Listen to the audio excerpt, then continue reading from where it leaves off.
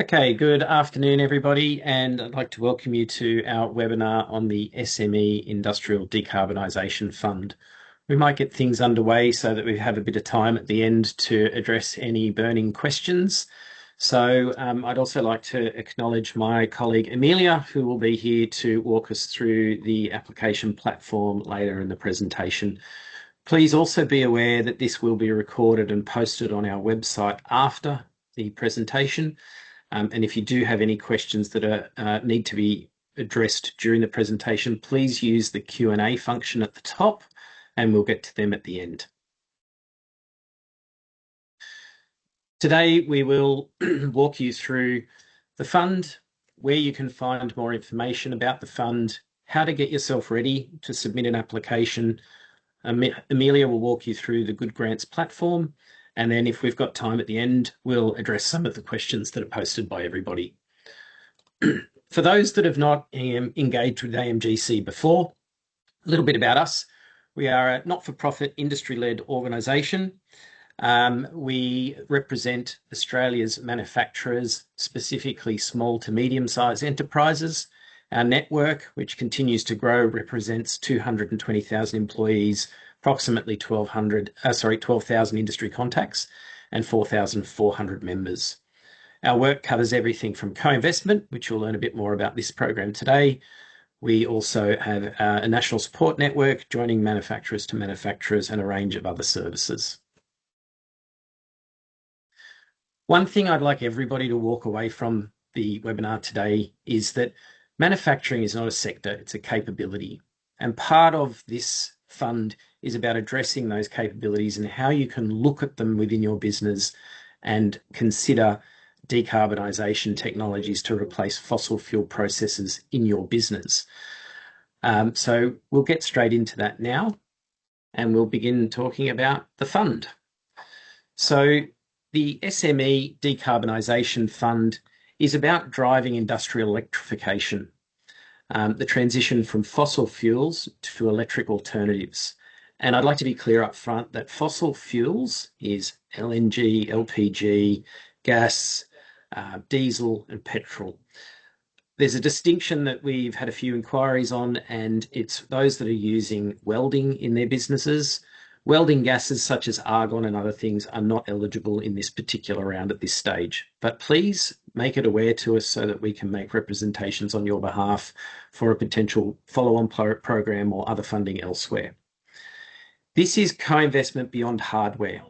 It's funding equipment upgrades alongside other critical elements that you'll need to consider in your transition from fossil fuels to electrified solutions.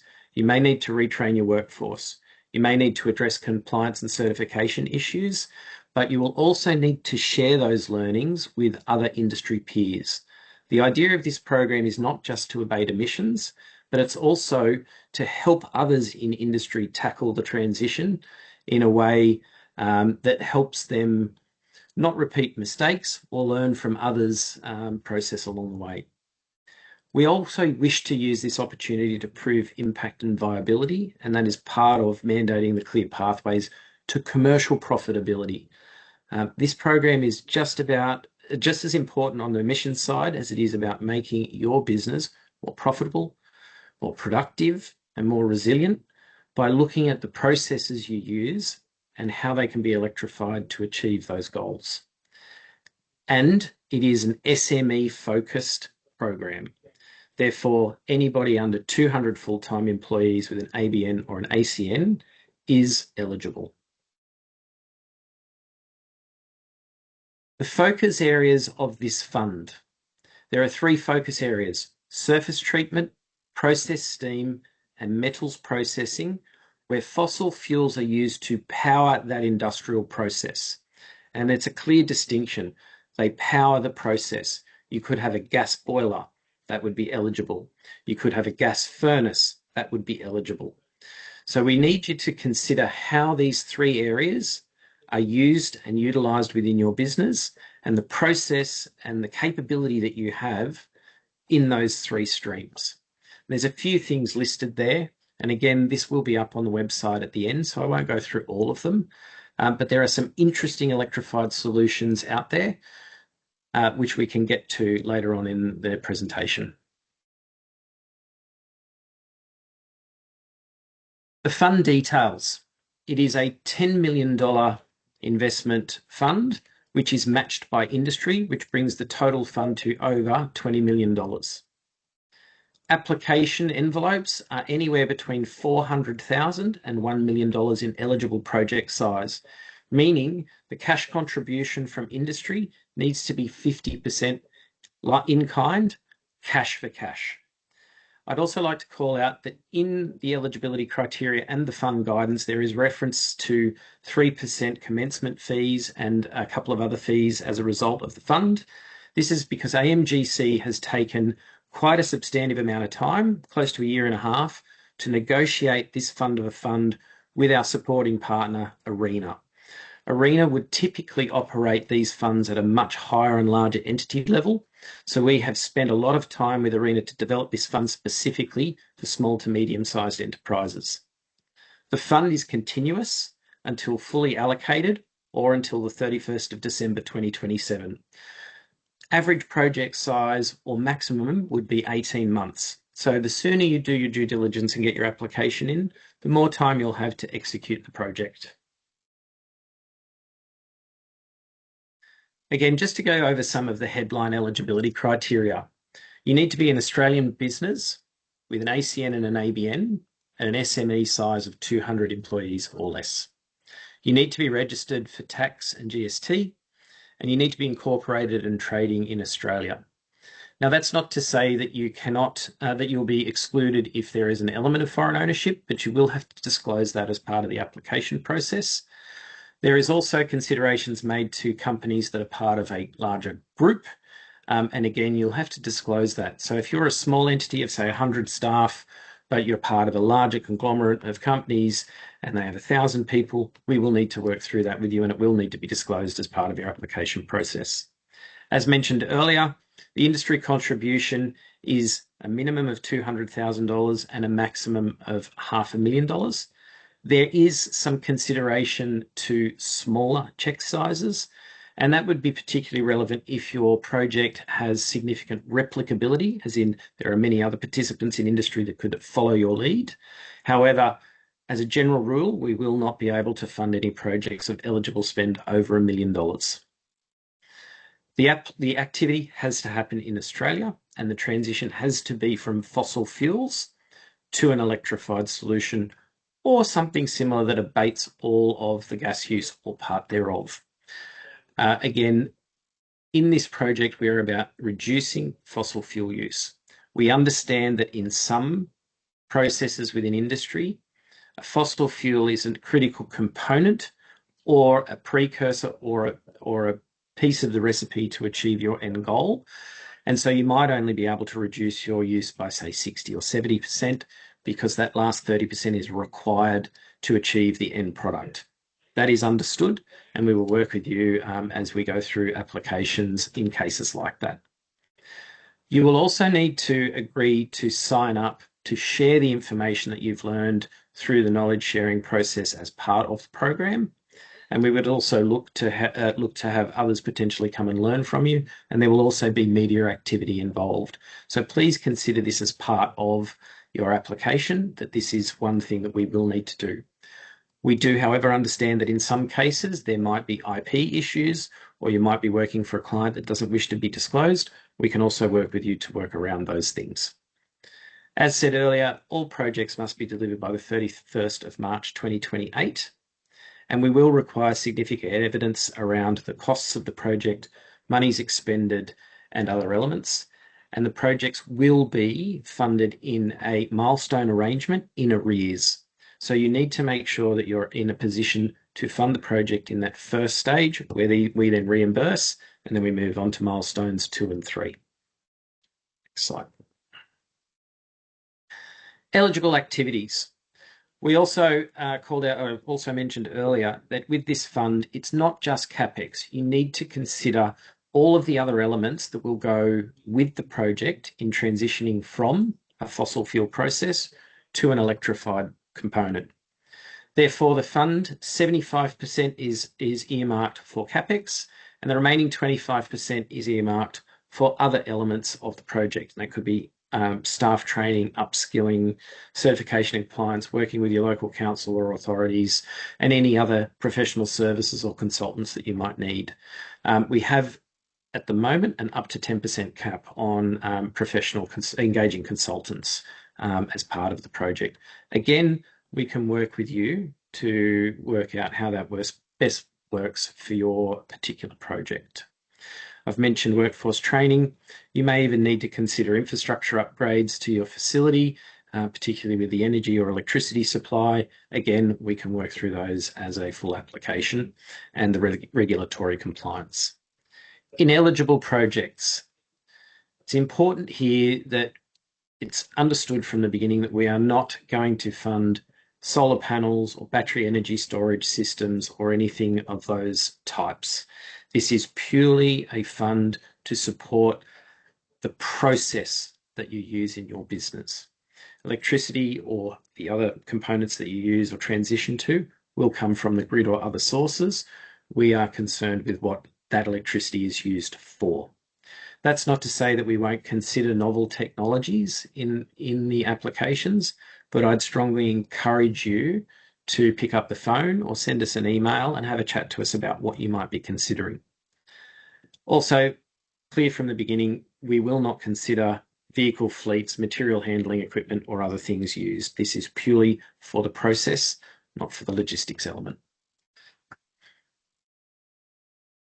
In terms of our merit criteria, there are 5 key areas. Fund outcomes, which is worth 20 points, and that is novelty or innovative case use. So we're not expecting people to come to us with unproven commercial technology, but what we would like to see is a novel use of existing technology or other solutions in local businesses. That could be that there are these solutions deployed elsewhere in the world, and you could be a first use case or a first mover or a different application of those technologies.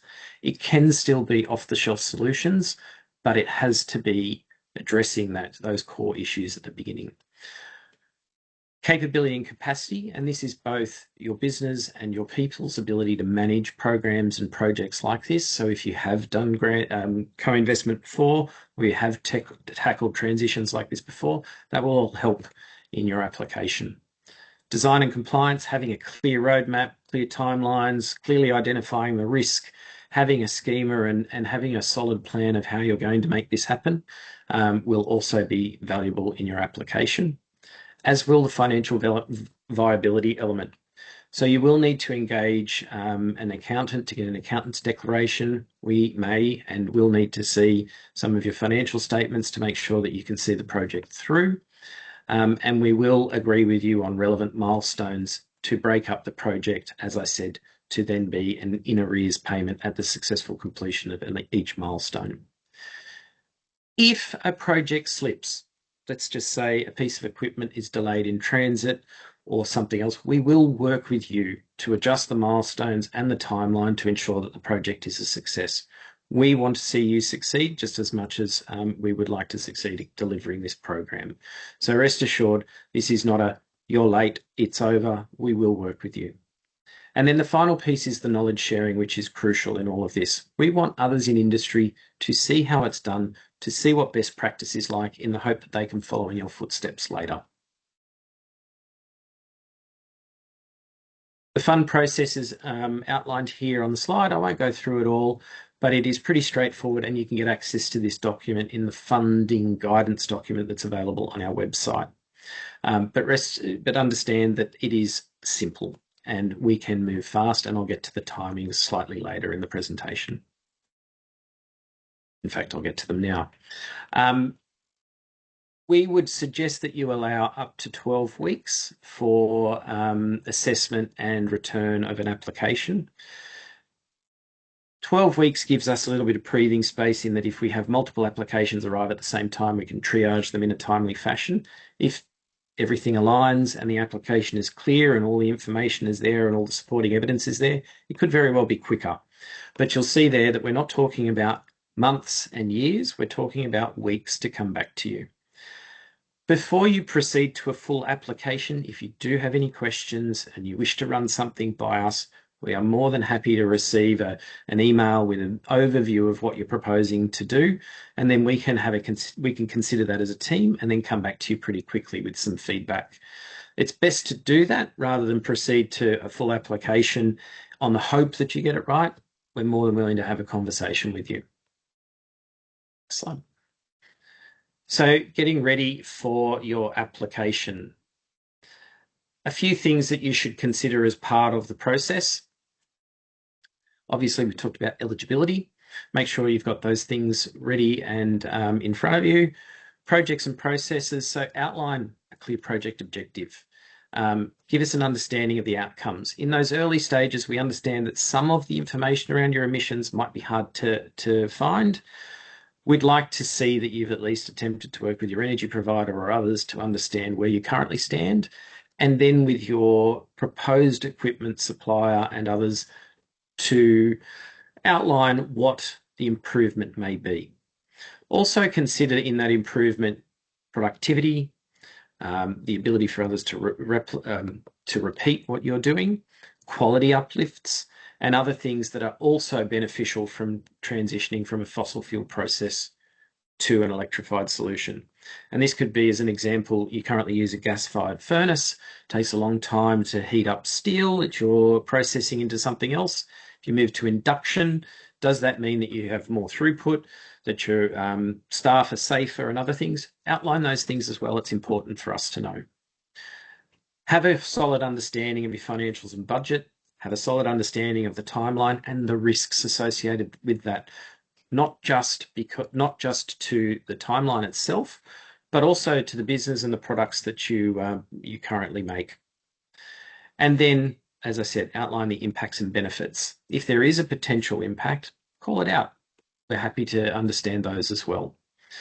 If you do not have an accountant's letter, then you are ineligible for this. It is a required component of applying to this fund.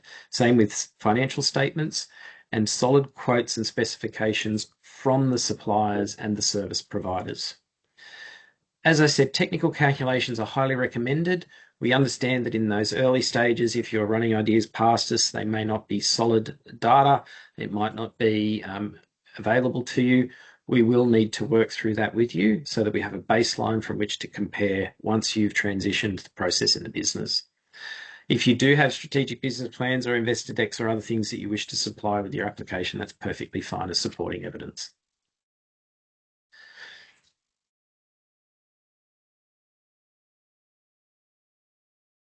Just going back, also a couple of questions that have come up in the early stages. Ignore the required information, but look at the eligibility criteria. We've had some approaches from non-manufacturers, so energies as a service providers.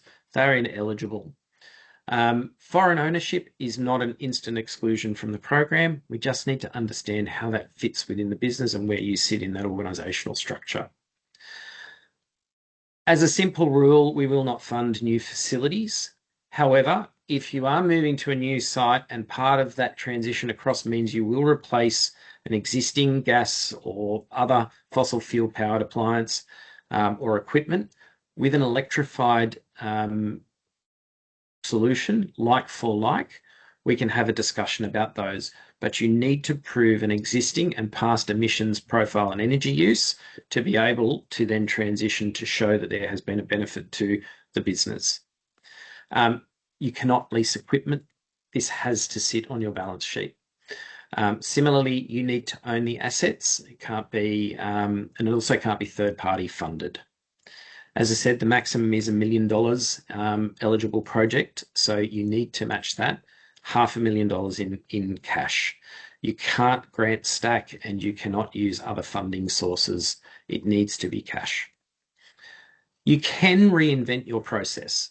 So some manufacturers have contacted us and said, in addressing my fossil fuel use, my products will stay the same, but there is an entirely new process that I am looking to implement in the business. Perfectly fine, provided you are replacing a fossil fuel process with an electrified or other solution with no emissions profile.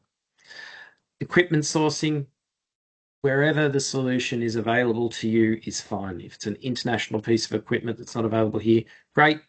If it's a locally provided solution, even better. You are encouraged to collaborate. If you wish to bring an industrial partner on, if you wish to bring an OEM on to provide training and other things as part of your application, or if you wish to bring in a research institution, we highly endorse that. If they wish to provide in-kind services, again, perfectly fine, but it will not count to the eligible matched funding because it has to be in cash. In-kind will be included on top. And you can have multi-solution tech. And what is meant by that is if you're looking to replace your gas boiler, you could look at a situation where you have a heat pump to provide your steam, and then you could use another technology to provide hot water, as long as both were previously provided. However, we would suggest that as part of that consideration, that you engage an expert in that area, because those two solutions can run into challenges if you're not careful. If you need more information on the program, everything is available online through amgc.org.au. And if you head to the Industry Co-Investment tab, you will see the SME Decarbonisation Fund. There you'll find the fund guidance, the merit criteria, an example of the application which calls out all the word limits, frequently asked questions, a copy of the project agreement, and a link to the eligibility checker. So I suggest that you have a look at those. And if there is any questions after this webinar, or you've engaged with us and you've read the FAQs that still remain unanswered, please feel free to pick up the phone and have a chat to us. What I'd now like to do is hand to my colleague Amelia, who will walk you through the Good Grants platform and how to navigate that as part of your application process.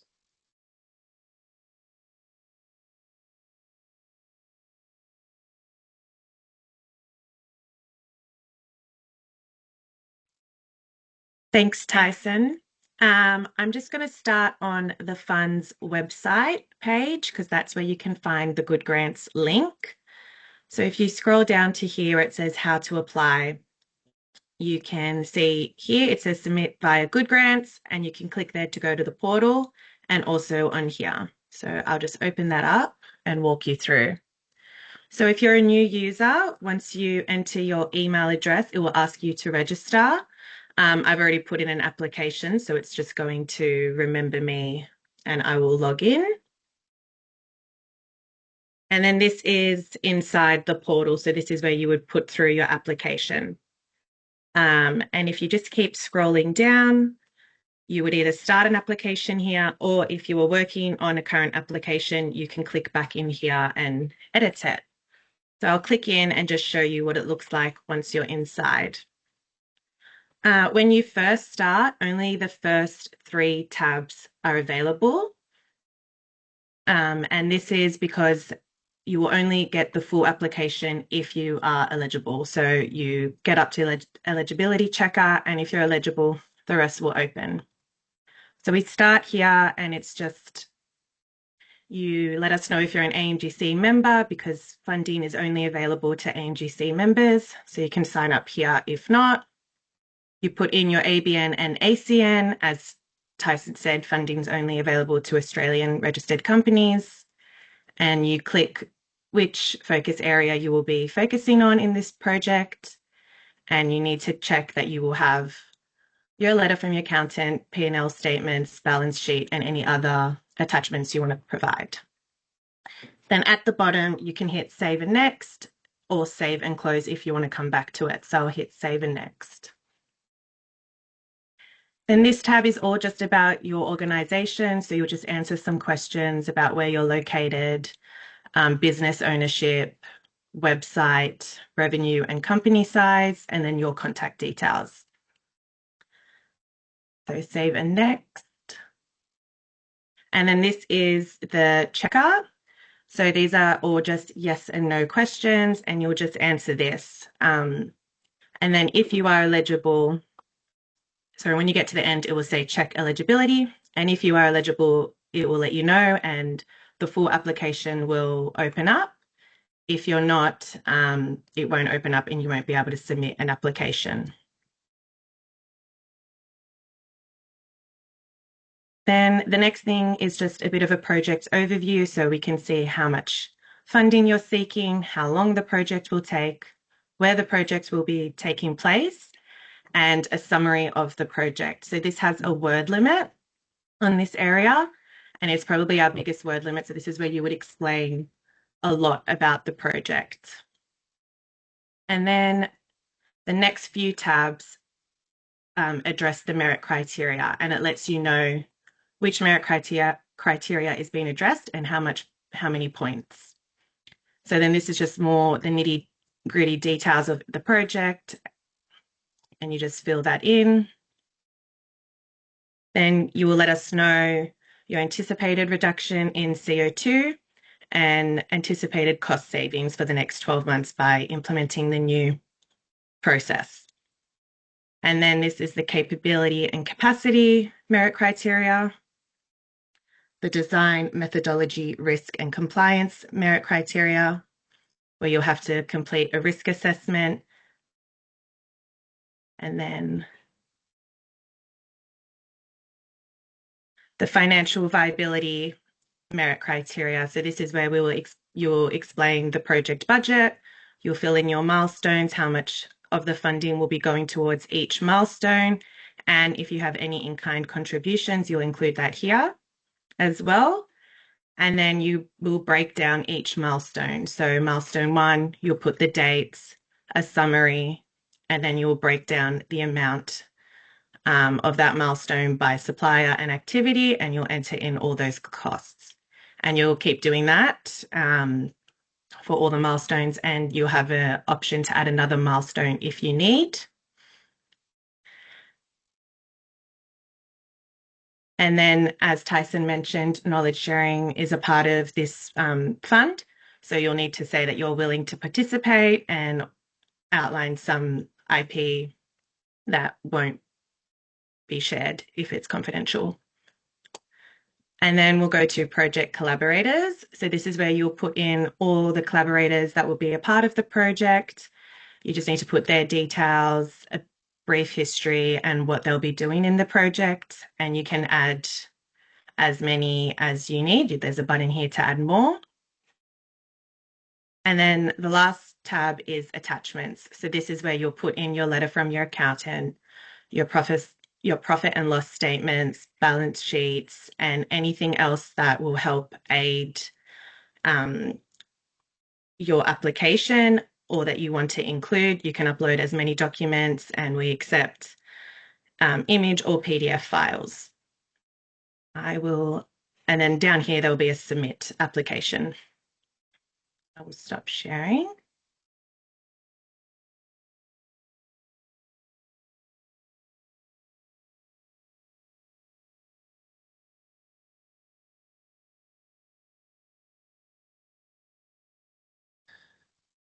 Okay, thank you, Amelia.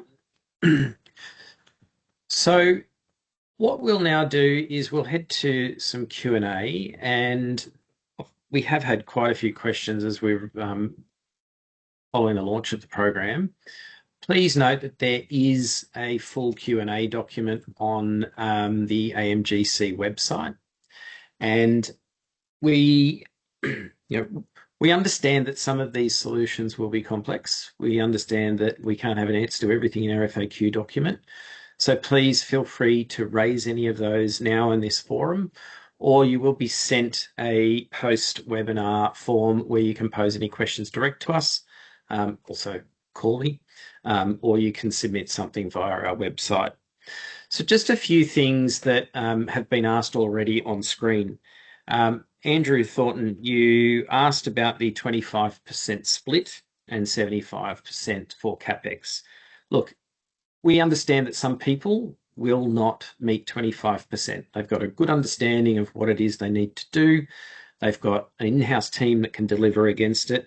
We can work with you, and we understand that you may not get to that, so we don't want you to waste money, per the question. We would prefer that people consider it from the outset, because some people will go to this project, look at it, and forget those critical little things along the way. So it's there as a prompt, and we can work with you to make sure that it is maximised or the waste is minimised wherever we can. To Cody, you've asked a question on measurements. As you would have seen through Amelia's presentation, there are requirements for CO2 and emissions profiles, both pre and post. We do ask for absolute CO2 and percentages. So again, I can send you more information on that, but there is a little bit of that outlined in the eligibility criteria. Thor, I think, again, you've asked a question about technical calculations. Yes, that is required as part of this. I've seen that there are a few people that have posted that they offer this support and emissions evaluation services. So again, look into those. But yes, there will be some actual measurements required that demonstrate both before and after the project. Michelle, I've seen that you've asked a question around universities as project partners. Again, there is an element of the project there to manage the transition. If you need to engage a research partner or a supplier or any other services to make this transition happen, that is perfectly fine. It just needs to be spelled out in your application what role they're playing and whether they're contributing funds or whether they are being paid or whether it is in kind. So I hope that helps there. We do have a bit of time, so more than happy for people to pose more questions as we go. Again, we are available to you anytime, phone, email, or via the website to answer your questions. If you do want to reach out to us, please do so via the applications@amgc.org.au email address. My phone number is also on the website, and you're, again, most welcome to reach out. I see that a few people have also posted that they have more services to support with along the way. Unless there are any other questions, we'll give it a few minutes. Otherwise, I'll run through some of the other broad questions that we've just received over the last few weeks so that, cover off any questions that might be in the back of your mind. Again, I think people need to understand that this is not going to be a straight transition for some manufacturers, and there are some creative ways to approach it. I did have a question as to whether surface treatment was limited to metal products only. No. If you can legitimately prove that your business is providing a surface coating service and a capability, then we will consider it. Again, you just have to outline how it fits within that eligibility criteria. Again, if you have split premises, but you still come under the cap, we will need to consider how the business works. But again, if you're looking at transitioning one element of your business over one location, that's fine. If you're looking at multiple solutions, again, it has to be related to the decarbonisation element.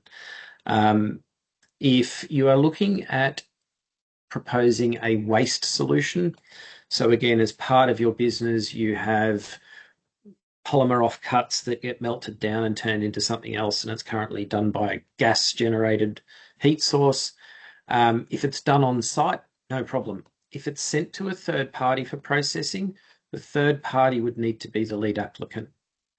If you're a solutions provider or an equipment provider and you have a solution that industry could use, you cannot be the lead applicant. It has to be the manufacturer that is the lead applicant. Again, that goes back to the asset needs to be owned by the manufacturer. And I'll just reiterate, if it is a new facility, it has to be a direct replacement for an existing one so that you have an established emissions and energy use profile. The final question that I received this week relates to credits, so energy credits. New South Wales and Victorian government do offer energy credits. These are not considered eligible funding for the cashed element of the matched and co-investment program. Although you are encouraged to seek out how that would work post your project, it cannot be considered as part of the matched funding in this instance. Just going to check whether we've had any more questions come through.